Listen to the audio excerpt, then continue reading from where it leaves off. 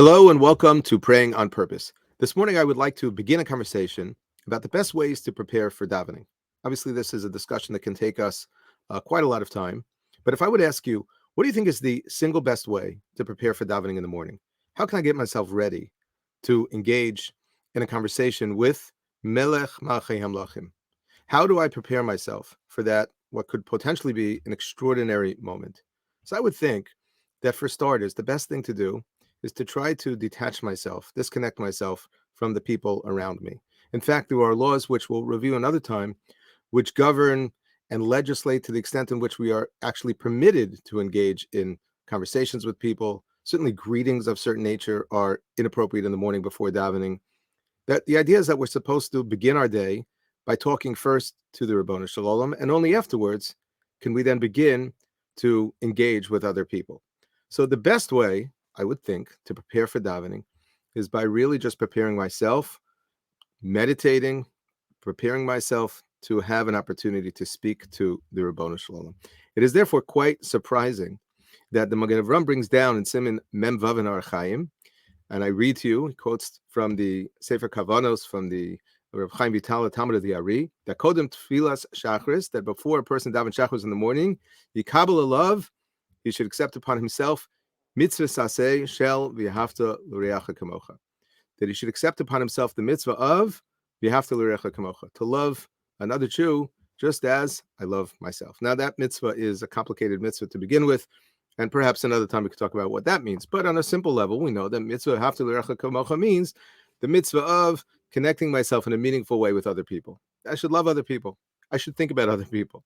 So isn't it strange that the Magen Avram is teaching us before davening in the morning, you know how we should prepare ourselves to connect with Melech Malchei Hamlachim HaKadosh Baruch Hu?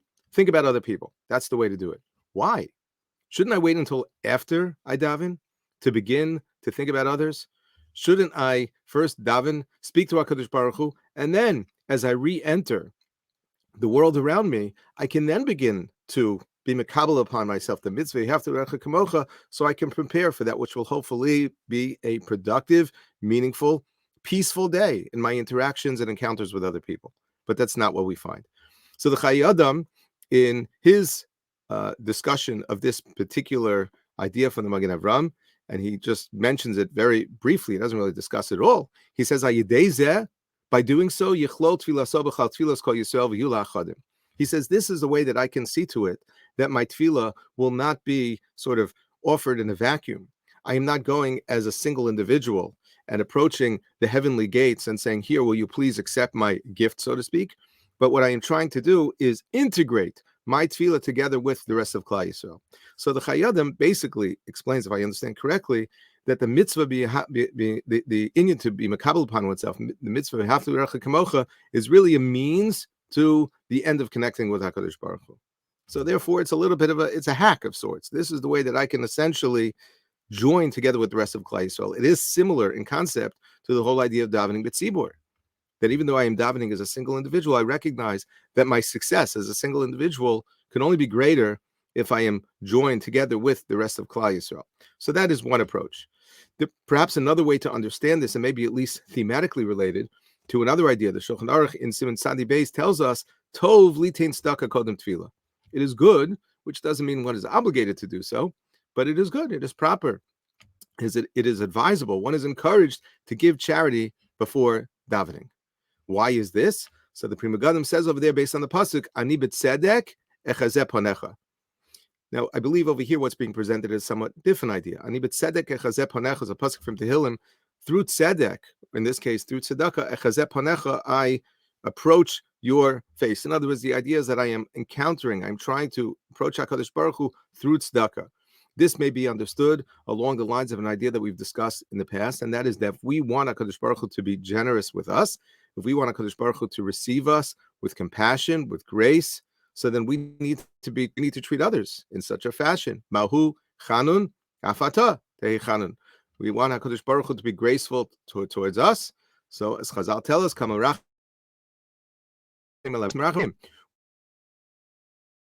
to similar compassion and concern and regard for other people, if that's the way we want HaKadosh Baruch Hu to treat us. So based on this presentation of the Prima Gadim, or it seems that the idea of giving tzedakah before davening may be a way of eliciting divine compassion. But I want to share with you another possible approach over here, and one that is based on a Chazal, uh, which is reflecting on a pasuk in last week's parsha. Last week's parsha, Parshas Vayera, in the very beginning, the Torah tells us that Avram was recovering from his bris milah. He was an old man. It was very, very hot in the desert, and he saw, as we know, 3 guests approaching. And he didn't really know what to do, because at that moment he was engaged in some sort of very, very intense divine encounter. Vayera Elav Hashem, he was engaged in what Chazal calls a moment of Kabbalas B'nei Shechina. I don't even know what that means, but it was certainly a very, very meaningful, a very transcendent, meditative experience in which Avram was hosting, so to speak, the Shechina. Kadosh Baruch Hu was visiting Avram, and they were engaged in some very, very meaningful, intense moment. You would think that there would be nothing in the world that would be more important. And then suddenly Avram sees 3 guests coming, or 3 travelers. He doesn't know what to do. He's really stuck. So as the pasuk tells us, Vayomar, he says, Adonai, im namatzasi chem b'necha, and lo savar miyal avdecha. He says, and there are 2 ways to understand this pasuk, but Rashi tells us, quoting the Gemara in Shabbos, that one way to understand it is Avram turns to Kadosh Baruch Hu, and he says, Adonai, says God, im namatzasi chem b'necha, if it's okay, if I find favor in your eyes, and lo savar miyal avdecha, please don't go anywhere, I'll be right back. HaKadosh Baruch Hu is again visiting Kaviyachol Avram Avinu, and he doesn't know what to do. And he says, if it's okay, please wait right here. I'll be right back. That is completely counterintuitive. You would think that that's not the way it goes. If HaKadosh Baruch Hu is visiting you, you give him your full attention, undivided attention. And if and when he leaves, so then, okay, now you're dismissed, and now you can go ahead and speak to others. Not the other way around. And the Gemara says, based on this, Gedola hachnasas orchim me'akbalas b'nei Shechina, that apparently receiving guests is even greater than kabbalas b'nei Shechina. And the Gemara goes on to say, Borei, take a look.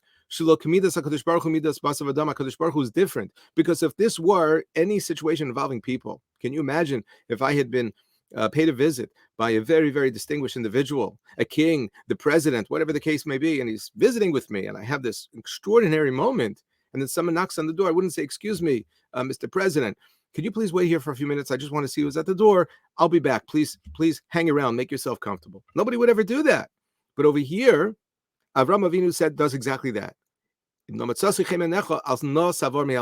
Please wait here. I'll be right back. And Chazal, rather than be critical of Avram Avinu, rather than say, how dare he, they say this is extraordinary. You see from here, Gedola hachnasas orchim me'akbalas b'nei Shechina. Why is that? How do we understand that?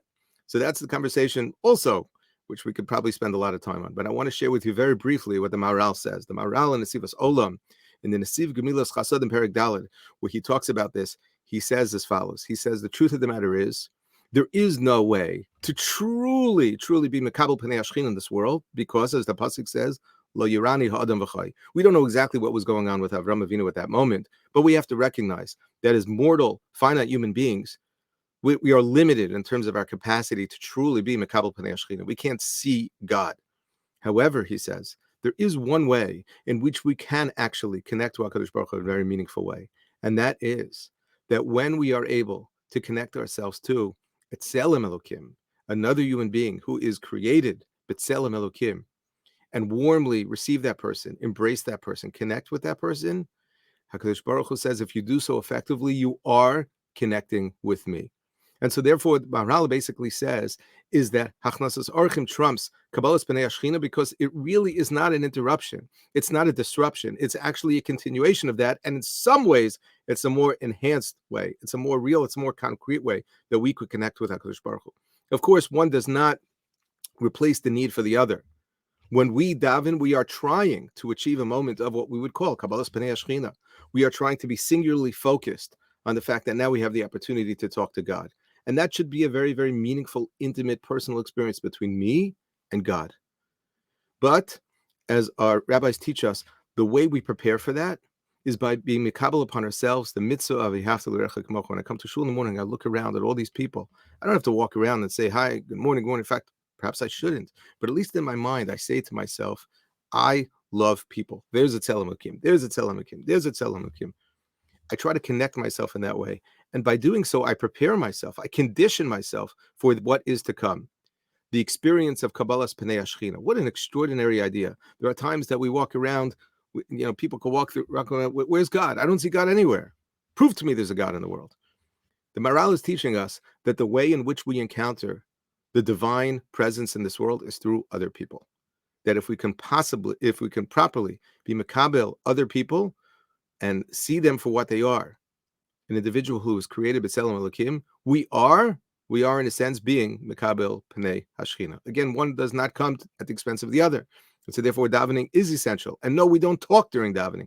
And no, we do not engage in real meaningful connection with other people during davening. When I'm in my space, my zone, my makam kavu, as we've discussed in the past, I should really detach myself in that moment. It's not a social experience, but I don't see myself as being somebody who's completely detached from the world. I don't see myself as being a singular individual who is not part of a greater community.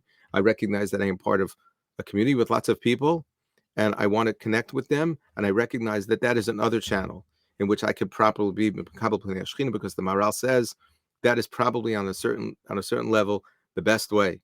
He says, when I can be mechabed another person, v'nira love panam chadoshos, and see and take a certain sense of excitement and happiness and joy from seeing another person, who mischaber legamri el tzelem elokim. Says the Maharal, this is the way that I can truly connect myself to tzelem elokim.